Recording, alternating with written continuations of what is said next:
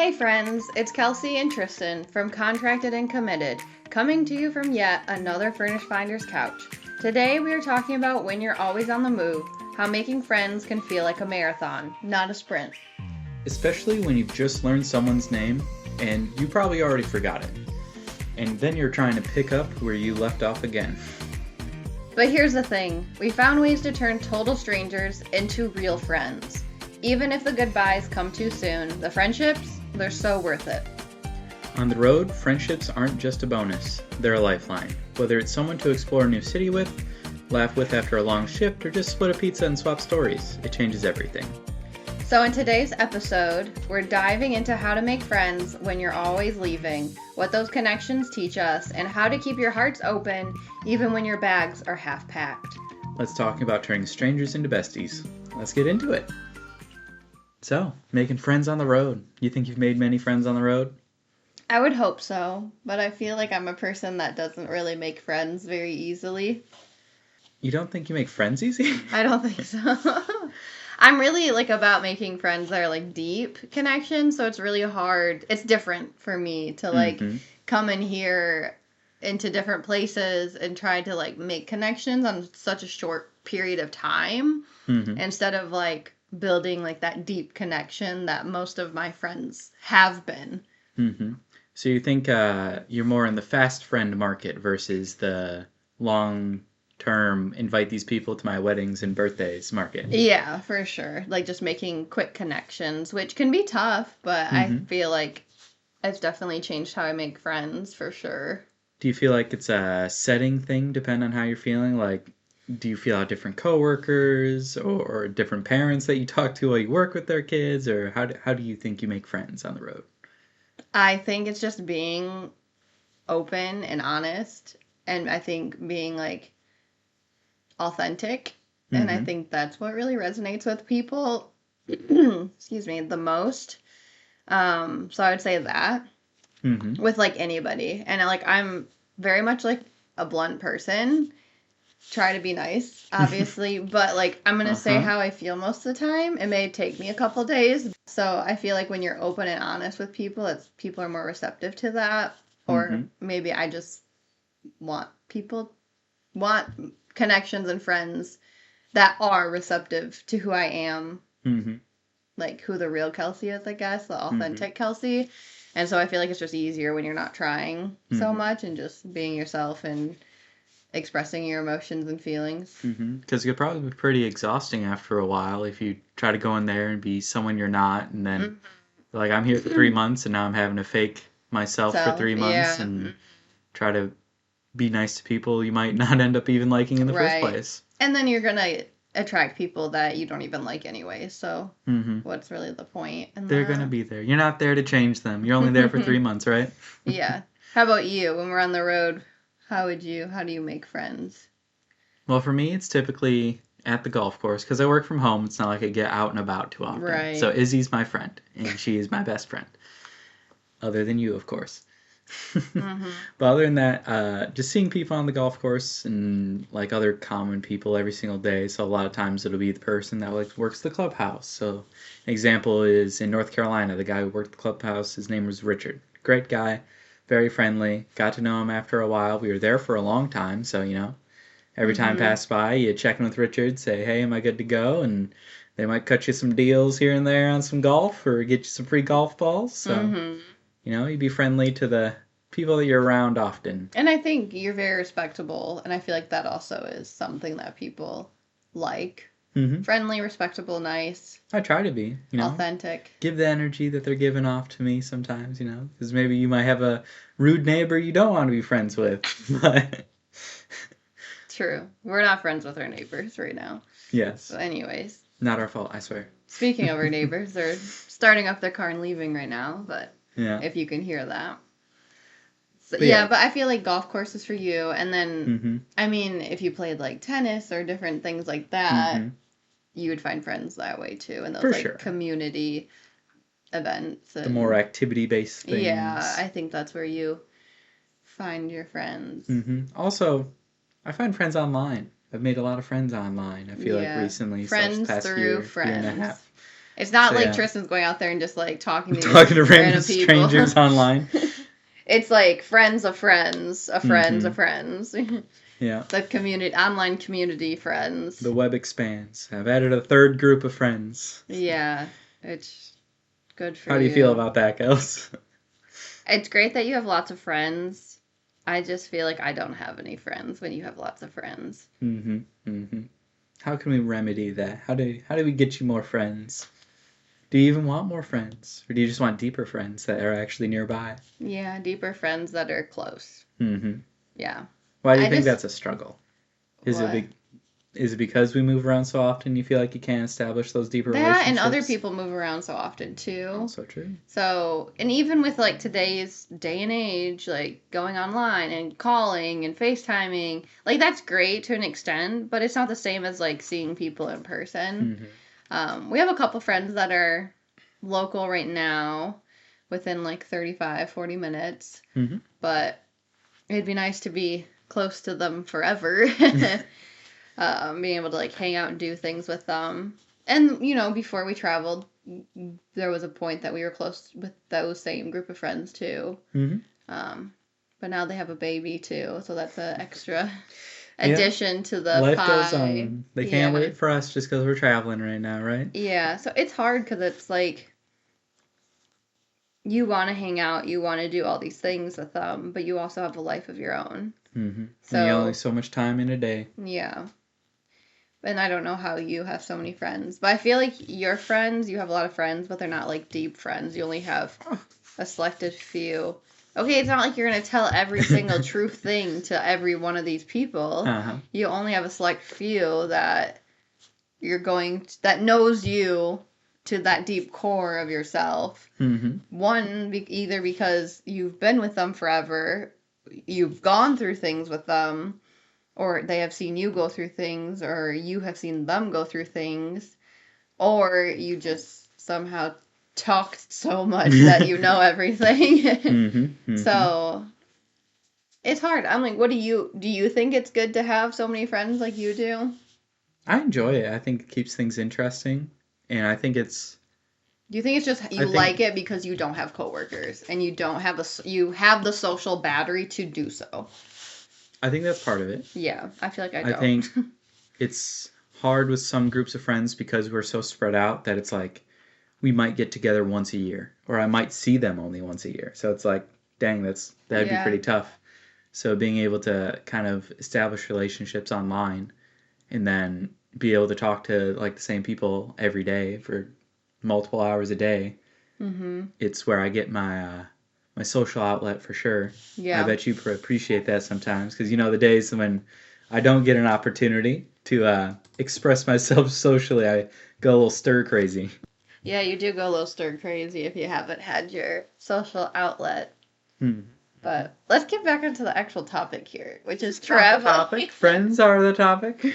Yeah, or making friends while traveling is the topic, I guess. Do you have, like, best strategies for breaking the ice when making new friends or quick friends? Yep, here's the best one I can say. What? Hi, my name's Tristan Fox. Nice to meet you. And then give him a good handshake. Yeah. Yep.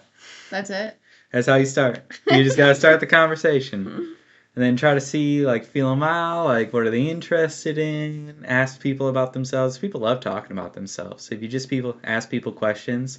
really gets them going, and then you can kind of figure out the type of person they are, and then you can, depending on how much friends you want to be with them, you can base your responses and jokes around things that you can see they like, or probably similar things, so. Yeah, that's true. I just make friends through work mostly, so. Are they friends, or you just trauma bond to whoever's there? Call it a day. It's mostly trauma bonding, yeah. That's very true. It works. I feel like because I'm in work, and then I come home, and then that's, like, our family time. So, yeah, where you can make friends during work because you can, like, do your job and talk to people at the same time. I don't have time in my day to see other people besides work people. True. You make friends with your kids. Yeah. They probably think you're friends. Some of them like me. Yeah, exactly. Some of them like me at the beginning of the session and the end of the session, but hate me in the middle of the session. So, but yeah, I mean, just saying, hi, I'm Kelsey. That's your liner? Well, I mean, like... I think you're just stealing my line.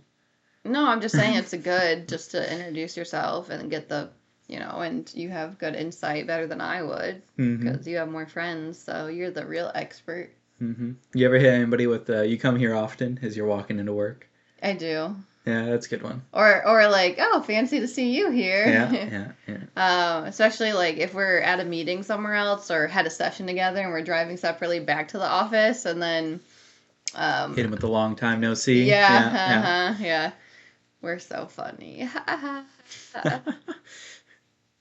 So how do you overcome any discomfort when you're like first getting into a new place to be friendly with anybody? I think you just have to roll with the punches on that one and be like, whatever. Everyone's been awkward a time or two. It's not really a big a deal. And know that, like, if you did something awkward or weird, people aren't going to think about it very quick. They're going to forget in, like, not even a whole day. But you might remember that for a week, 2 weeks. And they'll be like, I don't even... And if you ask them, they'll be like, I have no idea what you're even talking about. The other day, I've been saying recently when people are like talking or asking questions at work, I just say, I don't know. I'm just here till December. I don't know nothing. And then usually people laugh. The last time I said, I don't know. I'm just here till December. It was crickets. So I was like, okay. Some new material, okay. Yeah, but it was different people, and I was just like, okay, not the time, not the place. Okay. And I am surprised I didn't think about it afterwards. I was just like, okay, whatever. See, that reminds me about one of my favorite lines, being comfortable, being uncomfortable. Yeah. Yeah, I think you've gotten kind of used to that, being comfortable, being uncomfortable in those kind of situations. It's like, it is what it is. I mean, I go into people's homes every day. Yeah. Although there's lots of uncomfortabilities. Yeah. For sure. Just grown and gotten used to it, and... now you're just cruising around.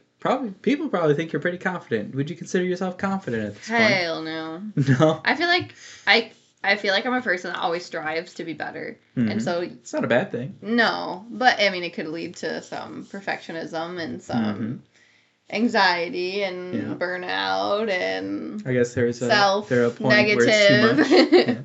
Which I feel like that's how I was, but I feel like I've gotten better as I've grown. And have been put myself into situations to make myself grow more, not just as a profession, but as also just a person with general things like that too. So, do you ever think there's a moment where it goes from you're just like work friends and you're just having like regular small talk to where you're getting like more deep connections? For sure. Do you think there's like a switch that flips? Do you think it's just kind of a build up over time? Do you think it's just like a topic hits and you're just like, oh, we're getting deep today? I think it depends on the person and the situation and how long I'm there. Like for North Carolina, I got pretty close to most of a couple of those people. I guess I shouldn't say most. I worked with a bunch of people. I was at 10 different locations. So, but it is like a time thing. Sometimes it just takes time to get comfortable with each other, to get to know one another. It's also taking the time to like know where they're coming from, who they are, what they're like to learn about them. And then sometimes, it does take just like, oh, you like Dancing with the Stars? I like Dancing with the Stars. And like to build like that another foundation on top of what you already have as a friendship. Or like, oh, you like to go to farmers markets? I like to go to farmers markets. You like that type of food? I like that type of food. So once you build those connections, it's a lot easier to get more comfortable, and then you can get deeper with a lot of information, and I feel like that's how. So I think it's a combination, but it's also dependent on the person, place, and time. It reminds me of a relationship, Well, it is a relationship. Well, it is a relationship, yes, but like it's a friendship, a more intimate relationship, like us. Where it's like it takes time to build up. There's like small things that like build upon each other, and it grows as time goes on. That kind of thing. Yeah.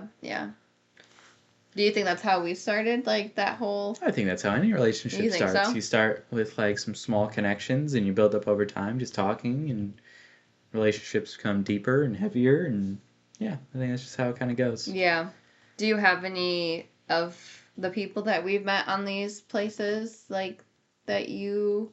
are, like, standouts that have changed your life? That just have changed your life. Have changed my life? That's a good question. Do you got any while I'm thinking about this? I feel like I'll always like hold a space for some people for sure. Mm-hmm. I don't want to like say names, Mm-hmm. but there's a couple people in North Carolina that if they were up in Michigan or I was down wherever they are now, I definitely would reach out and go see them. Mm-hmm. Not so much in Indiana. Marshall, not really. Mm-hmm. There's like one that I can think of. Mm-hmm. Here, there's actually a couple that you vibe with pretty well. I vibe with, but I think this one is not that the job is trauma, but the exiting process of my time here has been different, and there's been conflicting thoughts within the coworkers to the company, and that has been a bonding point for me and some of the other people, which I feel like they like me, and so that's also nice. So I feel like they would be friendly to talk to, but most of these people are older than me too in this job right now, at least 10 years older. Yeah, I guess that's it that we've been to, right, baby? Yeah, my in-person connections, I don't think Have really changed hold your in life. too high regard. I think I've always learned, but I'm in a position to learn things from the people I bond with. I feel like I've learned, and I kind of can take a point of the people that I've met to what I've learned and where I'm going with my career.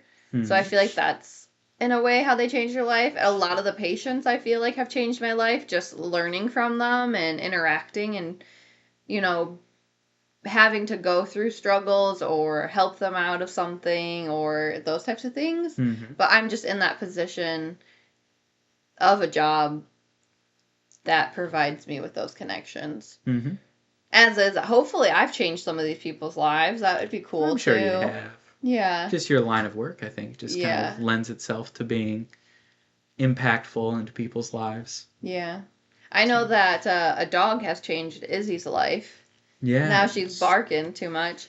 But she's not that bad. We act like she's crazy, but she never barked. And all of a sudden, one dog next door neighbor barked all the time. And then she was like, "Oh, I have a voice too." And she found her voice from that dog, and then has like, not stopped.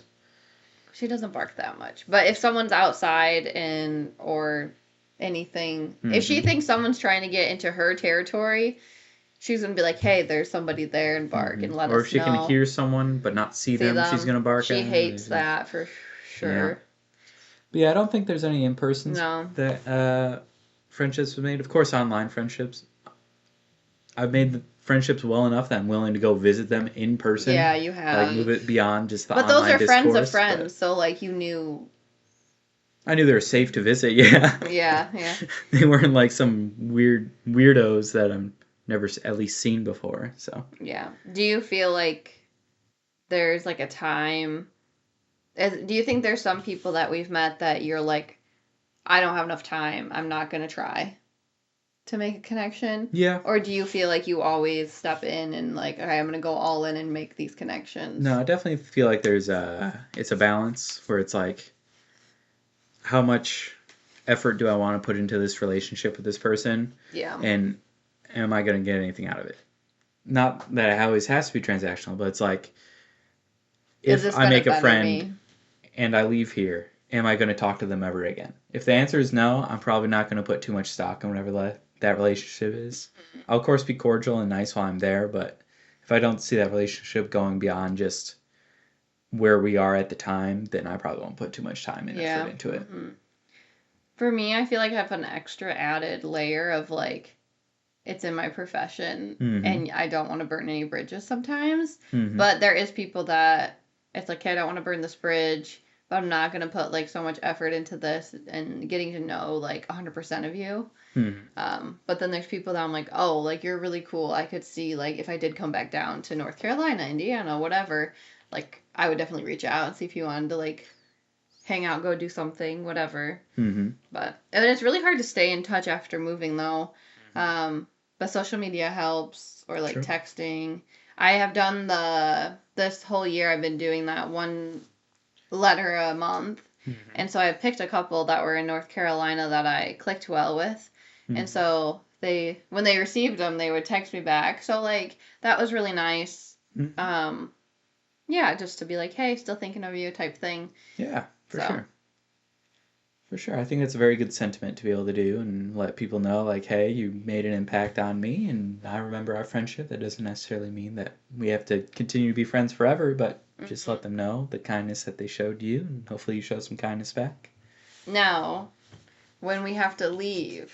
Yes. How do we say goodbye? See, that's pretty hard. Because the one person that I mentioned earlier, Richard, I didn't say goodbye to Richard. I just ghosted away. You did an He'll never see me again. I hit him with the Irish goodbye. The Irish goodbye. I gave him one last wave as I was leaving the golf course that day. Didn't say nothing. Why? I just never came back. I don't know. Did you not care, or did you? It's not that I didn't care. It's like he had showed me so much kindness, and I think he was excited about someone like young being part of the club too, where he's like, oh, like. It's not all just like old. Yeah, just not people. A bunch of old fogies around. Like, there's some youth around, too. I remember that he said, like, oh, that's the time that the pretty people play. And I'm like, pretty people? And he's like, the old people. And I'm like, oh. Yeah. Maybe he just liked us because we're cute. Maybe. But yeah, it's just like, I don't know. I don't want him to feel bad. I think it's fine if you like questions like, oh, I wonder what happened to Tristan. But I think I'm like a blip in his life. It's like I was there for like 6 months or whatever, 10 months. I was a blip in, and then I'll be a blip out, and his life will not change because I'm there or not change because I'm not there. Yeah. So. Yeah. I feel like goodbyes are difficult and mostly awkward, to be honest, because like, yeah, see you around, probably never see you again. I won't see you around. Goodbye. Yeah. And like, people give hugs and stuff, and some people... Do you not like hugs? No, that's fine. It's just like you don't know if I never give a hug unless they are like, oh, and like reach out. Because like, I don't know if we're on that level. Like, I don't know. Especially if you've never like hugged them before the goodbye. And some people are huggers. Some people aren't huggers. Yeah, so I don't want to have coworkers like that are, some are huggers, some are like, handshake only, please. And I'm like, handshake's fine. Yeah. So, and I'm a hugger, but I'm never going to like start that, unless I feel like really compelled to be like, oh my gosh, I want to hug this person, but usually that's not the case. What about saying goodbye to your patients? That's hard. Do you think that's tougher or easier than coworkers? It depends. I feel like some coworkers are harder and then some patients are harder. I don't think all patients are harder compared to all coworkers, but I think there's some that are harder. Like, I'll have a couple of patients that's like, man, this is really hard. Like, the kids are really sad. The parents are not sad. I guess sad. I remember one kid. This wasn't when we were traveling, but when I was a student in my last rotation, this little girl, she was a freaking sassy butt. And I love the sassy little girls. They're so fun to work with because they are sassy, but they're so sweet too. And like a Sour Patch Kid. Literally like a Sour Patch Kid. And she had spina bifida, so we were doing a lot of therapy for that. And the mom was great. She like brought us Starbucks one day, just like out of the blue. And it's like, oh, here's the one for the student. And I'm like, what? But I like was fully hands-on with her from like day one that I was there. She's seen therapy before and was therapy like her whole life. And she was like 4 maybe 3, 4. And the last day we were working on walking, and we were walking out to her car, and she looked at me with tears in her eyes and says, I'm going to miss you.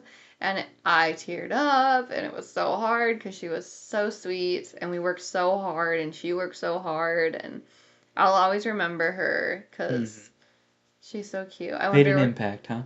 Yeah, because it's like, oh my gosh, I guess what I do, the kids really do care, and they do like you. And then I sometimes get text messages from that clinical instructor being like, so-and-so was wondering about you, and they wanted you to be like, where is Kelsey? Why isn't Kelsey here, So it's nice. And those are hard. it's hard with the kids, because, it's hard to explain to the kid, like, why is this person leaving my life? Like, they just got here in some cases, and I like them. Yeah. Like, why do they have to go? Yeah. Mm-hmm. So it's like your nephew, if saying goodbye to your nephew, like that's the level of sadness it is. So it is. It's kind of, you have to be like, hey, like, we'll see you around, always leave it like that, because there is social media and all that type of stuff. But and I try to stay in touch the best I can, but some people don't do social media anymore, Yeah. So how do you think you can remember all these people? Do you take photos with these people? I don't take photos. Which is actually weird, because you don't take almost any photos. I know. We're really bad at taking photos, and I feel like that's something, maybe in 2026, for my New Year's resolution, that can be one of mine. Yeah, get like a photo a week. A photo a week? Yeah. Well, I know our friend Noah and Liv, I believe it was Noah's want this whole year for his New Year's resolution, was doing something for a whole month, and each month was different. And there was a month that he just did a photo a day. And I liked some of the things that they did, but I do think it would be nice to take photos more. But a lot of people, I'm a person that doesn't like photos being taken of me, so I feel weird asking photos. Yeah, but I think it is something, because I'm a person that really likes to look back on photos, and so it's something that I probably should actually... Quite the contradiction. You don't like taking photos, but you like looking back on photos. I'm a reminiscer, for sure. I'm a Cancer, man. All those feels. So, maybe that's something we can try to do next year. Be better at photos. Yeah. Be like, can I have a photo?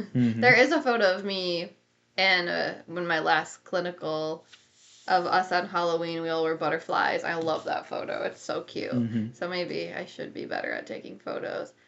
True. Oh, well, whatever. Yeah. How do you? You're like, I take photos of Richard. Yeah, no, I do not. No, I don't.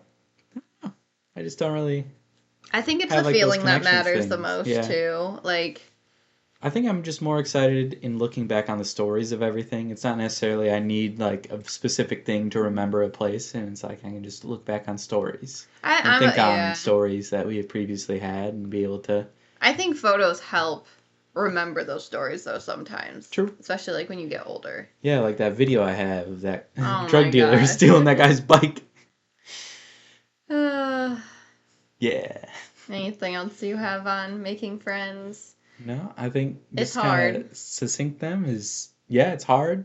Sometimes they're fast friends. It doesn't always have to be deep connections. Every once in a while, you might find someone that you really, really jive with, and you just, try to stay in touch as much as you can in this digital world. And I just try to be like, I want to say positive, nice person. So when people look back and be like, oh, you remember that travel PT that came in? I'm like, oh yeah.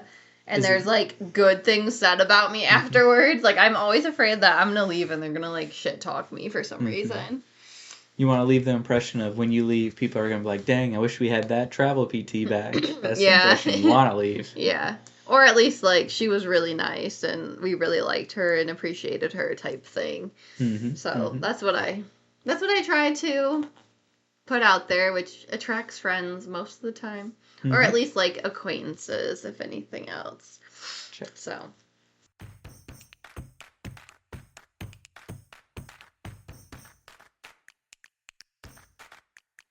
Are you ready for a check-in question? Yeah. What you got for me? If this city, or any city that we've been to, we can do, had a dating profile, what would it say? I bet if this city had a dating profile, I'm thinking like a Tinder profile. I'm going to say the city's a guy. He's like 5'10", maybe like a 6 out of 10 in looks. Has some upside to him, some unique quirkiness, but just kind of basic, chill, laid back. That's what I'm thinking.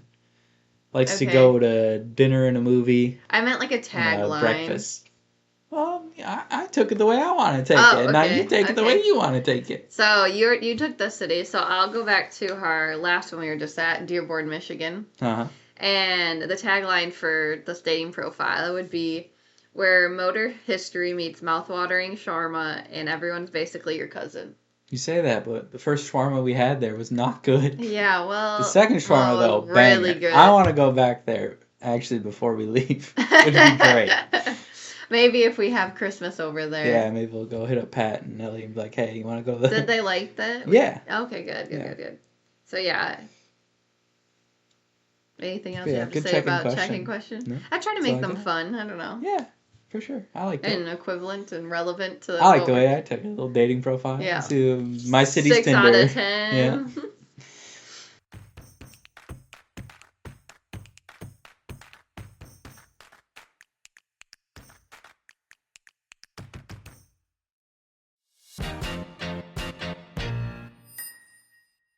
So PT tip of the week, what you got for me?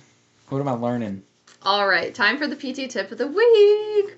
And this one's all about the break room.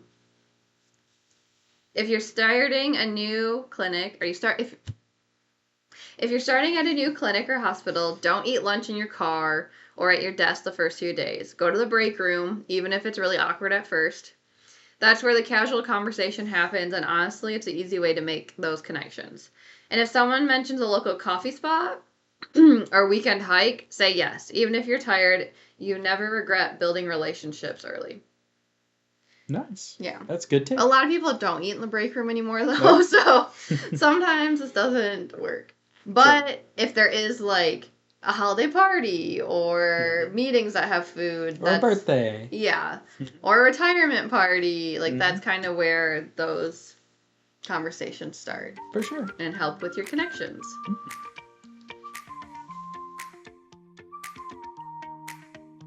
Here's what we want you to remember. You don't need forever friends to experience real connections. Sometimes the people you meet for a moment leave the deepest impact, and that matters just as much.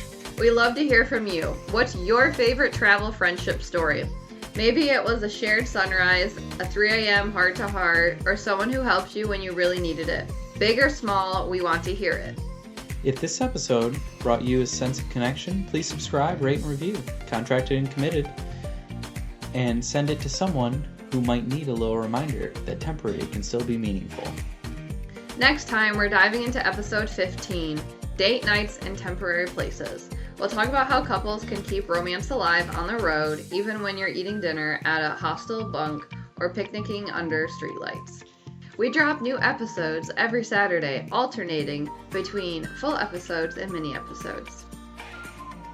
Until next time, keep loving. Keep laughing. And most importantly, keep taking the next step.